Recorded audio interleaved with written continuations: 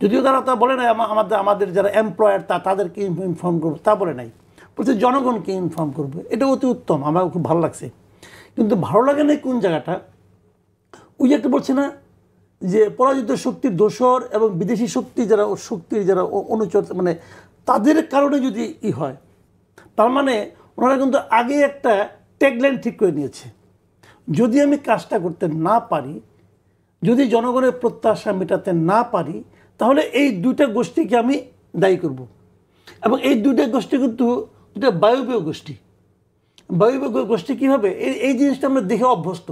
আমরা শেখ হাসিনা বলে দেখতাম, যখনই কোনো একটা ঝামেলা হতো, যখনই তারা ঠিকঠাক মতো কাজটা করতে না পারতো, তখন তারা একটা ট্যাগ লাগাতো, বলতো কি স্বাধীনতা বিরোধী চক্রের ষড়যন্ত্রের কারণে এটা আমরা করতে পারি নাই। অথবা বলতো কি এই বিএনপি জামাতের আগুন সন্ত্রাসীরা আমাদের এই কাজটা করতে দেয় না, তা নাহলে আমরা কাজটা করেই পারতাম। তার মানে ভাই তুমি পারো নাই। ওই ছোটোবেলায় দেখতাম, আমরা বলতাম পরীক্ষা দিতে যাইতাম না, পরীক্ষা তো খারাপ হইতো, এসে নিয়ে আমি তো খুব অ্যাভারেজ স্টুডেন্ট ছিলাম আর কি, কাজে পরীক্ষা খারাপই হইতো বেশি। তো বাসায় এসে যখন বলতো, বাপা যখন বলতো পরীক্ষা খারাপ হলে কোনো, ওই যে প্রশ্ন কমন পড়ে নাই, স্যার সিলেবাসের বাইরের থেকে প্রশ্ন করছে, আমি যে পারি নাই এটা কোনো ব্যাপার না, আরেকজনের উপর দোষ চাপানো। এই যে মানসিকতাটা না, এই মানসিকতাটা আসলে ভাই এখন আর পছন্দ হয় না। ছোটবেলা তো জানি গেলে কী কারণে করতাম, এখন ভাই আপনি পারবেন না তো পারবেন না। কিন্তু পরাজিত শক্তির ইন্ধন যে আছে এটা তো বাস্তবতা, সবসময় আছে। একটা শক্তি পরাজিত হয়েছে, সেই ইন্ধন দিবে না?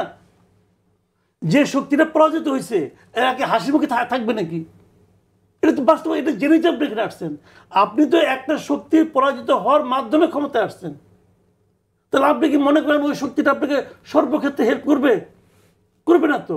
এবং তাদের তো আপনি হেল্প করতে বলেনও নাই, বলছেন এ পর্যন্ত বলছে কি আওয়ামী লীগের লোকজন যারা আসো দেশে তারা আমাদেরকে হেল্প করো বলছে? বরঞ্চ আচরণে প্রমাণ করছে যারা আওয়ামী লীগের লোক আসো সব বাড়ির থেকে পালাও, আমি কিন্তু আইতেছি বাড়িঘর ভাঙার জন্য। অবস্থা যেরকম, তো রিয়েলিটি বুঝতে হবে। তাদেরকে আপনি দৌড়াবেন আর আশা করবেন তারা যারা নৈরাজ্য সৃষ্টির চেষ্টা করছে তাদেরকে তো আপনার ধরতে হবে, তাদের বিরুদ্ধে ব্যবস্থা নেবে, এটাই তো প্রত্যাশিত। ধরছে কতগুলি জেলায় আওয়ামী লীগের বাড়িঘর ভাঙচুর হয়েছে। লোকগুলি খারাপ ছিল, দুষ্ট ছিল, মহা খারাপ ছিল। তো সেই খারাপের জন্য আপনি তার বাড়িঘরে যে ভাঙতে পারেন? দেশে একটা সরকার আছে না? দেখেন 5 তারিখে হাসিনা চলে গেল, 8 তারিখে ইউনূস সরকার আসলো। 5 থেকে 8 এই 3 দিন দেশ চলে নাই? চলছে। তাহলে 8 তারিখে একটা সরকার আনতে হলো কেন? একটা সরকার আনতে হলো এই কারণে যে এই 5 থেকে 8 তারিখ পর্যন্ত যা যা ঘটেছে সেটা কিন্তু দেখার জন্য কেউ ছিল না। দেখার জন্য কেউ লোক দরকার যে বলবে তোমার এই কাজটা করা উচিত, এই কাজটা করা উচিত না। এই জন্য তো এই সরকারটা আসছে। তো এগুলো ধরছে? ধরে নাই তো কোনো। তো না ধরলে তাহলে সরকার থাকা আর না থাকা পার্থক্য কি? তো বিষয়টা হলো এখানে যে আমার কথাটা হলো কি যে আপনি আগে অজুহাতটা ঠিক করে রাখেন না। আপনি না পারার কাজটা করতে না পারার 101টা কারণ থাকতে পারে, প্রত্যেকটা কারণই ভ্যালিড হইতে পারে, আমার কোনো আপত্তি নাই, ভ্যালিড হইতে পারে। কিন্তু আপনি যদি আগেই বলে রাখেন যে স্বাধীনতা বিরোধী চক্রের জন্য অথবা বিএনপি জামাতের আগুন সন্ত্রাসীর জন্য আমরা কাজটা করতে পারবো না, যদি আমি কোনো কাজ করতে না পারি তাহলে এরা দায়ী, এইভাবে যদি আপনি বলেন তাহলে কি হয়, আপনার উপর কোনো দায় থাকে না। তাহলে আমাদেরকে ধরে নিতে হয় যে আপনি পারফেক্ট, আপনি 10-এ 10, যা কিছু সমস্যা ওর কারণে হচ্ছে না। তো এটা হয় না। আপনি যদি বলেন, আপনি যদি ভাবেন, আপনি যদি বুঝেন যে না ওরা এগুলো করতেছে, তাহলে আপনি এখনই ধরেন। এটা কি শুধুই ট্যাগিং কিনা আমি একটু শুনে নিতে চাই। অপূর্ব জাহাঙ্গীর, আমি এই লাইনটার ব্যাখ্যা জানতে চাই আপনার কাছে। যদি পরাজিত শক্তির ইন্ধনে এবং বিদেশি ষড়যন্ত্রের অংশ হিসেবে সরকারের উপর আরোপিত দায়িত্ব পালনকে অসম্ভব করে তোলা হয়, তবে সরকার সকল কারণ জনসম্মুখে উত্থাপন করে পরবর্তী সিদ্ধান্ত গ্রহণ করবে। বিদেশি ষড়যন্ত্র থাকলে তো সরকারই সেটা মোকাবেলা করবে, সাধারণ মানুষ কিভাবে আপনাদের এখানে হেল্প করবে বা রাজনৈতিক দলগুলো এখানে কি করতে পারে একটু খুলে বলেন। আমি একটু আমার পাশে আমার বড় ভাই বসে আছে কামাল ভাই, তার সাথে একটু দ্বিমত পোষণ করি। আমার খুব প্রিয় মানুষ উনি যেভাবে শেখ হাসিনা ডক্টর ইউনূসের বক্তব্যকে এক করছে, আমি এটার একটু নিন্দা জানাতে চাই, কারণ ব্যক্তি দুজন এক না। আর আপনি যে বলছেন যে উনি বিদেশি শক্তির কথা বলছে, এটা সত্যি, কিন্তু উনি কিন্তু তার আগে সবার আগে নিজের দায়ও স্বীকার করে নিচ্ছে যে আমি পারছি না, আমি হয়তো পারছি না, কিন্তু প্রতি জায়গায় উনি বলে। আপনার কি মনে আছে কিনা জানি না, নুরুল কবির ওনার একটা ইন্টারভিউ নিয়েছিলেন, উনি নিজেই উনি কিন্তু যথেষ্ট ক্যান্ডিডভাবে বলেছে যে ওনাকে যখন জিজ্ঞেস করা হয়েছে যে আপনি স্যাটিসফাইড কিনা অন্যদের পারফরমেন্স, উনি বললেন আমি নিজের পারফরমেন্সেই তো স্যাটিসফাইড না, আমি অন্যদেরকে কীভাবে জাজ করবো। So I think he is very candid about this. আমি যদি আপনাকে একটু পাল্টা একটা প্রশ্ন করি, সেটা হচ্ছে যে 15 বছর একটা সময় কেটেছে আমাদের, এটার মধ্যে বিদেশি শক্তি বলেন বা যে ইয়েই বলেন, বিভিন্ন জিনিস আমরা জানি, আমরা টক শোতে কথা বলি, কিছু বলি না। আমি যদি আপনাকে বলি, আপনি কি মনে করেন না এখানে অন্য অনেক কিছুর হাত আছে যেটা এই দেশটাকে প্রতিনিয়ত ফেল করানোর চেষ্টা করছে?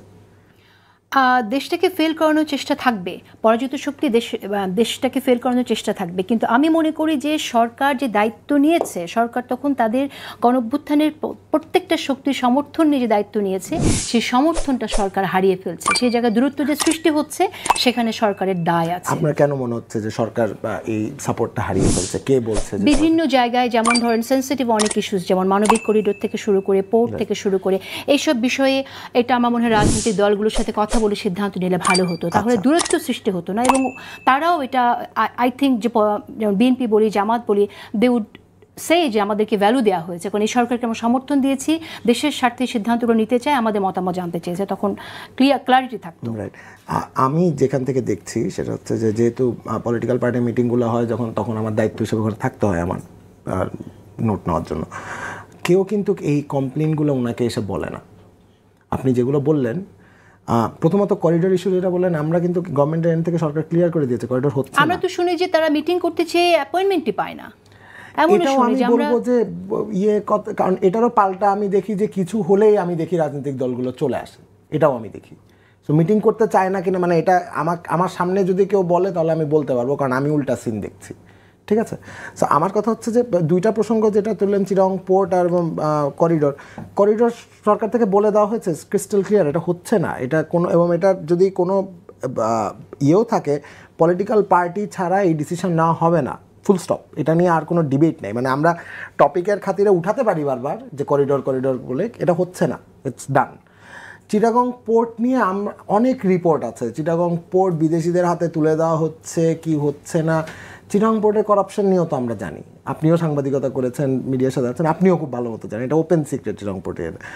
তো এবং ওই ডিসিশনগুলো আমি বলবো পলিটিক্যাল পার্টির সাথে যে নেওয়া হচ্ছে না সেটাও কিন্তু না। এই ডিসকাশনও কিন্তু মানে অফিসিয়ালি এবং আনঅফিসিয়ালিও তো সরকারের কোন রাজনৈতিক দলের সাথে বসেছেন চিটাগং পোর্ট নিয়ে?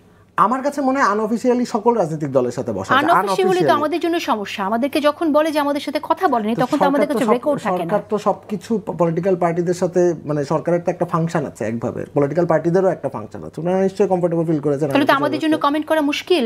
আপনি যখন আমাকে প্রশ্ন করছেন বিদেশি ষড়যন্ত্র দেখছি কিনা, আমরা যখন দেখি যে এরকম অস্পষ্ট যেটা বলছেন আপনি সবকিছু জানাবেন না, তাহলে আমাদের জন্য কমেন্ট করা মুশকিল। সকল পলিটিক্যাল পার্টি বলছে, এটা তো শুধু সরকারের কথা না, সকল আপনি আজকে বিএনপি বলেন, জামাত বলেন, এনসিপি বলেন, এবি পার্টি বলেন, সিপিবি বলেন, সবাই বলছে কিন্তু যে এখানে একটা স্টেট ফেইল করানোর একটা কনস্পিরেসি সারাক্ষণ চলছে। এটা সব জায়গায় বলা হচ্ছে। এটা আরেকটি বিষয় এখানে অ্যাড করতে চাই, সেটা হচ্ছে যে নির্বাচনের কথা বললেই যে বিদেশি ষড়যন্ত্র, এই বিষয়টা কেন সামনে এলো? কথাটা তো সরকার প্রথম থেকে বলে আসছে ডিসেম্বর টু জুন, এবং একবারও এটা ফ্লাকচুয়েট করে নাই।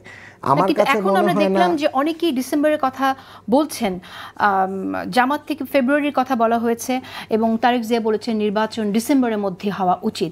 যে রাজনৈতিক দলগুলোর সমর্থন নিয়ে আপনারা দেশ পরিচালনা করছেন, তাদের সমর্থন যদি হারিয়ে ফেলেন, তাহলে কি আপনারা আসলে সাকসেসফুলি এই পরিচালনার কাজটা করতে পারবেন? তাদের সমর্থন হারালে আপনি কেন মনে করছেন প্রধান উপদেষ্টা ওখানে একটা দিনও এক্সট্রা থাকবে? পলিটিক্যাল পার্টিরাই তো মিলে উনাকে এখানে বসিয়েছে, ছাত্র জনতা, কিন্তু থাকতে তো চাইছেন। ডিসেম্বর থেকে জুনের তো আপনার এন্ডোর্সমেন্ট সবগুলো দল দিচ্ছে না এখানে। সেটা ডিবেট হোক, সেটা সব কিছু দল তো দিচ্ছে, কিছু দল তো দিচ্ছে না। আমার কথা হচ্ছে যে এক একজন পলিটিক্যাল পার্টির এক একজন মানুষের এক একটা ওপিনিয়ন থাকতেই পারে, that's completely fine. December two June এই জায়গাটা টাইমলাইনের বাইরে কিন্তু সরকার এখনো পর্যন্ত একটা কথাও বলেনি, ঠিক আছে? এবং বারবার বলা হচ্ছে ডিসেম্বরের 30-এর একদিনও প্রফেসর ইউনূস থাকবেন না, এটা আমাদের প্রেস সচিব এই ইয়েতেই বলেছে।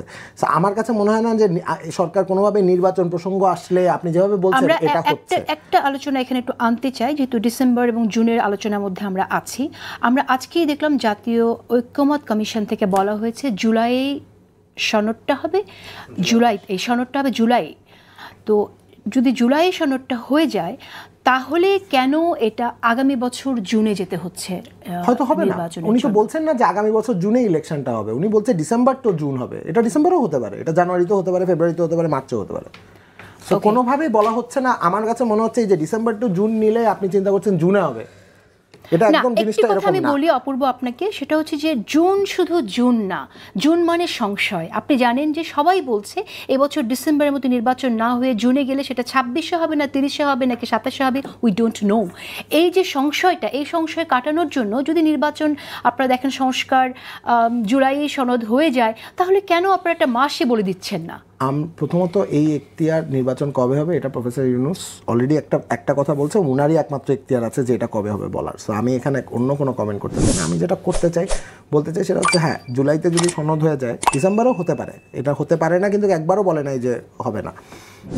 আমার কথা হচ্ছে যে আপনি যে বলছেন যে অনেকে বলছে এটা 26-এ যাবে না 30-এ যাবে, we are talking about professor Mohammad Yunus.